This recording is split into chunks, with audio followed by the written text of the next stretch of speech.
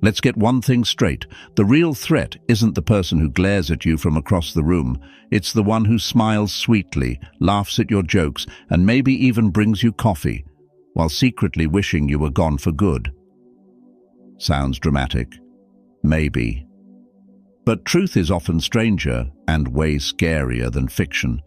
Right now, someone in your life could be plotting your downfall, and you'd never suspect a thing until it's too late. See, hatred is easy to spot, but murderous intent? That wears a mask, a polite, charming, Instagram-filtered mask. And the scariest part? Most people miss the signs until they're already in the damage zone. This video isn't about fear, it's about survival. What you're about to learn are 5 chilling but often overlooked signs that someone doesn't just dislike you, they want you gone. Like, permanently out of the picture, gone. These aren't hunches or conspiracy theories. They're real behaviors backed by psychological patterns, and recognizing them could save your life, or someone else's. So before we dive into the dark stuff, do yourself a favor. Hit that subscribe button, because after this, you'll never look at friendly the same way again. Ready? Let's begin. Let's start it with sign 1, the silent observer. Let's start with one of the most chilling and dangerously overlooked signs that someone in your life may not just hate you, but wants you gone. I call it the silent observer. This isn't just a passive social media lurker or the neighborhood gossip with too much time on their hands. No, this is something far more deliberate, calculated, and sinister. These people don't just watch you, they study you.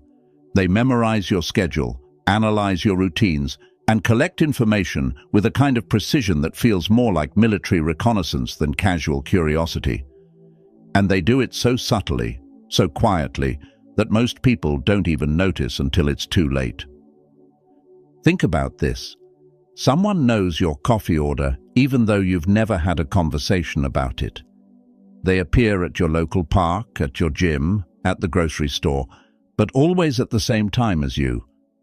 It feels coincidental until it doesn't. What makes this especially dangerous is the fact that it often goes unnoticed, because we've been trained to dismiss subtle patterns as paranoia. But predators rely on that hesitation. They weaponize your self-doubt. I once heard of a woman named Christine, a mid-level manager who dismissed the odd timing of her ex-boyfriend's presence at her usual haunts. They had broken up months before. She thought maybe he was just struggling to move on. But as time passed, she noticed he wasn't just around. He knew where she'd be before she got there. She had changed gyms, taken a new route to work, even started using different grocery stores. But every time he reappeared, no confrontation, no threats, just quiet, consistent surveillance. Her friends brushed it off as obsession, but what they missed, and what she finally realized, was that it wasn't an obsession. It was premeditation. This kind of behavior isn't about reconciliation or closure. It's about control. It's about eliminating uncertainty before making a move. Philosophers like Epictetus often warned against the assumption that appearances are harmless.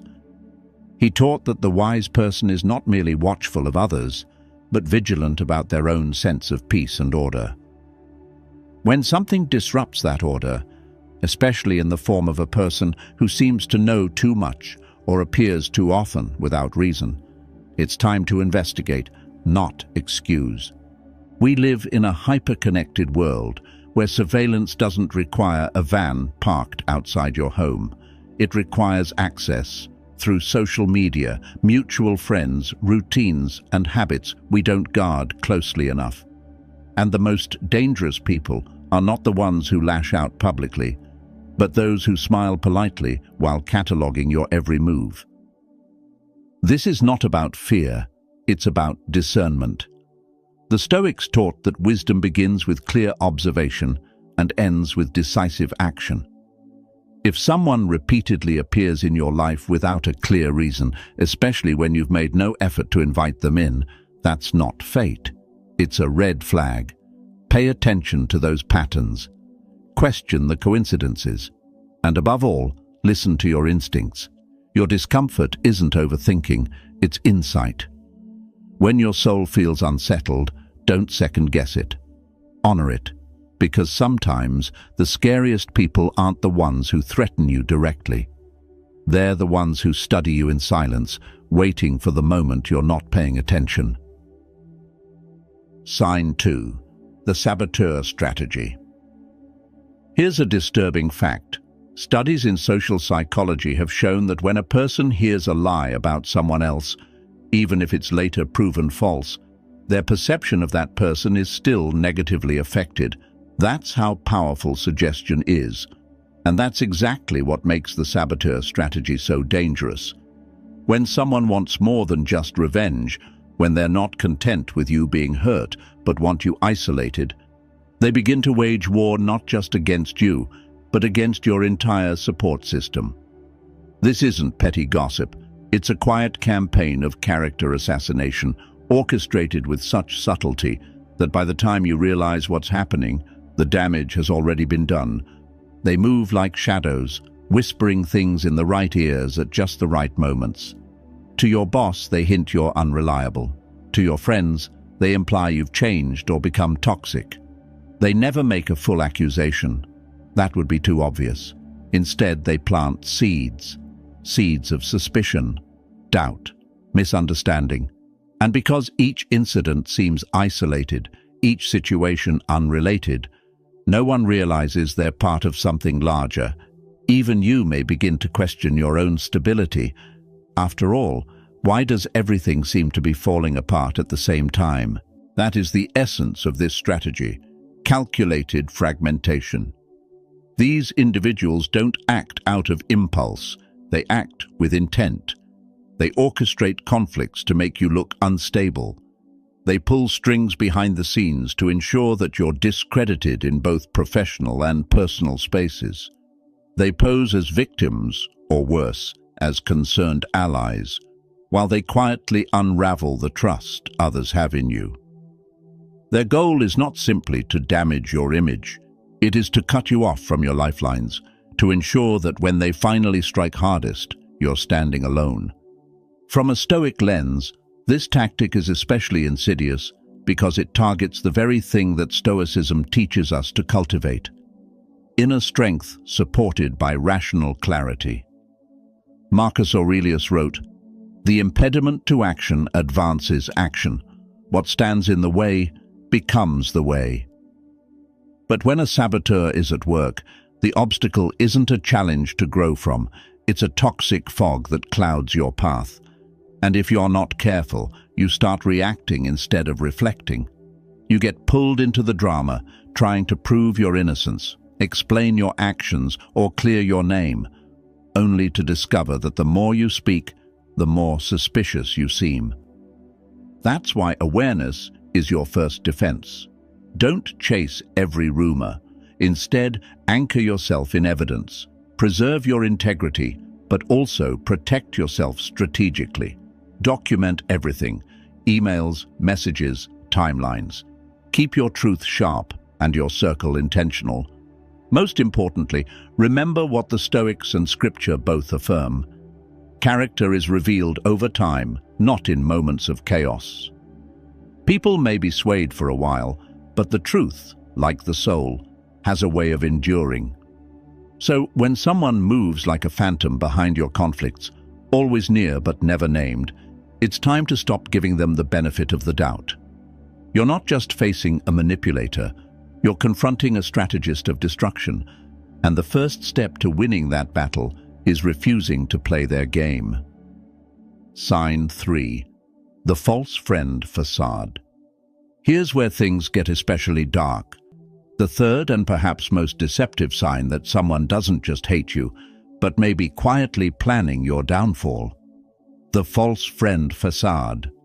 It's one of the oldest tactics in human history, and still one of the hardest to see coming. We've been conditioned to believe that kindness is always a virtue, that warmth and closeness are signs of loyalty. But when someone suddenly pivots from distant acquaintance to deeply invested friend, especially without any clear reason or emotional history, it's time to pay attention, not celebrate. These individuals aren't trying to earn your trust, they're building access. What seems like concern is often a calculated performance.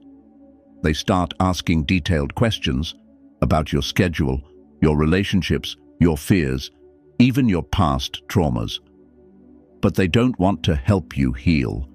They're gathering intelligence. They become close to your family, start hanging around your workspace, maybe even help with your errands or personal affairs. Their goal isn't support, it's surveillance. And every secret you share becomes another tool in their toolbox, another piece of leverage, another vulnerability to exploit. What makes this so sinister is that it feels good at first. You're finally being seen. Someone wants to listen, understand, help. But behind that comforting presence is a cold, strategic mind, mapping your world with the precision of a surgeon. They're not building a friendship. They're designing the most efficient route to access every soft spot in your life. From a Stoic perspective, this is especially chilling. Seneca warned, "A friend is someone you trust with your soul." But trust, he said, must be earned, not given freely to anyone who smiles and listens. The Stoics taught that discernment, sophrosin or wise moderation, was the key to emotional safety. If someone rushes into your life, if their interest feels too intense, too sudden, or too personal, you must stop and examine, what do they really want? It's easy to mistake familiarity for friendship, but predators know that too. They'll mirror your language, echo your emotions, even share vulnerable stories of their own, just enough to lower your defenses. Meanwhile, they're filing away your information like a spy building a target profile. And because they're wrapped in charm and empathy, no one around you suspects a thing, not even you, until it's too late. So here's what to do. Slow the relationship down. Guard your privacy like your peace depends on it, because it does. Ask yourself why someone suddenly wants access to parts of your life they've never cared about before. True friendship grows gradually, but sabotage hides in speed. Trust isn't just about who makes you feel safe. It's about who keeps you safe when your back is turned. The false friend doesn't just want your loyalty, they want your weaknesses. And the moment they collect enough, they'll know exactly where to strike. So yes, be kind, be warm, but be wise. Because when evil wears a friendly face, it's not connection, it's camouflage. Sign 4. Escalating aggression. The fourth deadly sign, and one of the most horrifyingly overlooked, is something I call calculated escalation. When someone harbors intentions that go beyond hatred, they rarely start with violence. Instead, they test the waters, gradually conditioning you to tolerate behavior that grows darker and more threatening over time.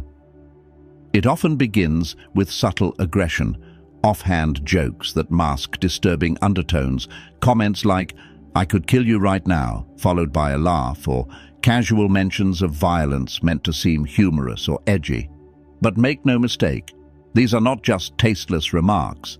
They're deliberate probes designed to measure your fear and your boundaries.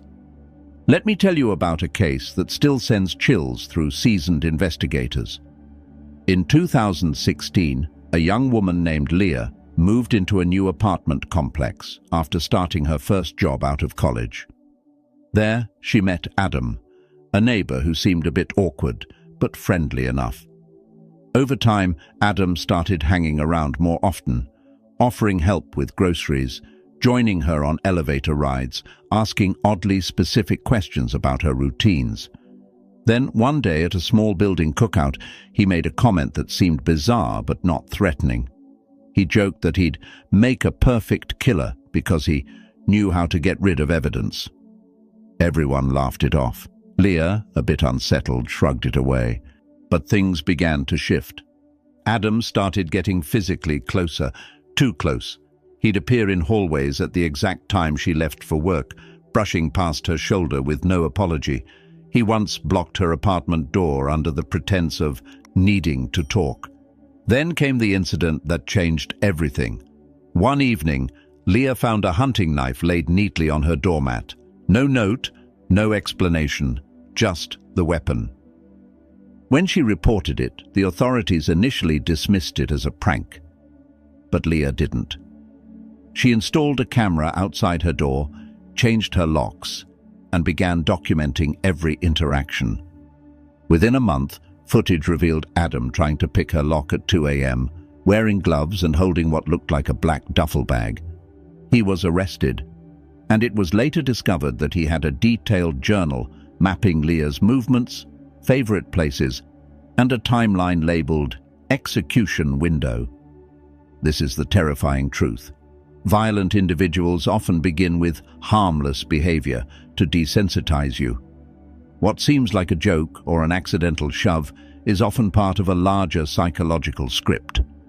The Stoics warned that we must train our minds to anticipate evil, not in fear, but in awareness. Seneca said, "He who is forewarned is forearmed." So if someone in your life regularly crosses the line and laughs it off, pay attention. If their jokes are laced with threats, if they increasingly test your physical space, or if they seem to be studying your reactions instead of connecting with you, that is not a personality quirk. That is a red flag. And ignoring it could cost you more than peace of mind. It could cost you your life. Sign 5. The patient predator. Now we arrive at the fifth, and without question the most dangerous sign that someone may want you dead, the patient predator. This isn't the person who lashes out in anger, who leaves obvious threats or behaves erratically. No, this is the coldest kind of enemy, the one who hides behind time. Their strength isn't violence, it's patience. These individuals don't seek quick revenge or heated confrontation. They play what Stoic philosophers would call the long game, a game where every move is calculated, rehearsed, and timed to perfection. They can wait months, even years, for just the right moment. And by then, most people have already let their guard down completely. What makes them terrifying isn't what they do, it's how normal they seem. They don't raise alarms, they raise trust. They ask about your future plans not out of care, but out of strategy. They want to know when you'll be out of town, when you'll be moving, when you'll be alone. Every conversation is data collection. Every favor they do, every connection they build, it's all part of creating a false sense of security. They might be your dependable coworker, your neighbor who waters your plants, or the friend who remembers your birthday better than your own family. But beneath that calm exterior is a person rehearsing the perfect betrayal. The Stoics, especially Epictetus, warned that our greatest threat isn't what we see, it's what we overlook while we assume the world is operating on fairness. First, say to yourself what you would be, and then do what you have to do, he wrote. But when you're dealing with someone who wears a perfect mask, what you see is crafted to deceive. Their life is a performance. Their kindness is bait. The scariest part? These people rarely make mistakes. They wait for your mistake, for the one moment when your routine breaks, when your support system thins, when your defenses drop. That's when they strike. And because you trusted them, you never saw it coming. So what can you do? Be slow to hand out deep trust, especially to those who seem to accelerate closeness without reason. Guard your plans, keep your boundaries sacred. You can still be kind, but don't confuse kindness with blind access. The Stoic in you must stay awake, even when nothing seems wrong, especially when nothing seems wrong. Now let's be brutally honest. If any of these 5 signs have made someone come to mind, don't brush it off. Don't convince yourself you're overreacting. Because if you've seen the silent observer, the saboteur, the false friend, the escalating aggressor, or the patient predator in your life, you're not just dealing with negativity, you're potentially standing in the crosshairs of something much darker. So, before this video ends, do two things.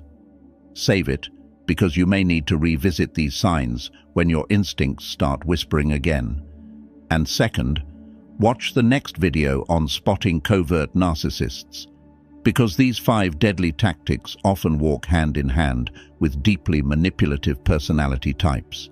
Remember, knowledge is your first shield, but action is what keeps you alive. Stay sharp, stay guarded, and above all else, stay alive. Let's be real. If your gut has been whispering something's not right, this video probably just handed you the confirmation you didn't want but seriously needed. These 5 signs, they're not about drama, they're about survival. Because someone who just hates you will roll their eyes, but someone who wants you gone, they study, sabotage, smile, escalate, and wait. That's not petty, that's predatory.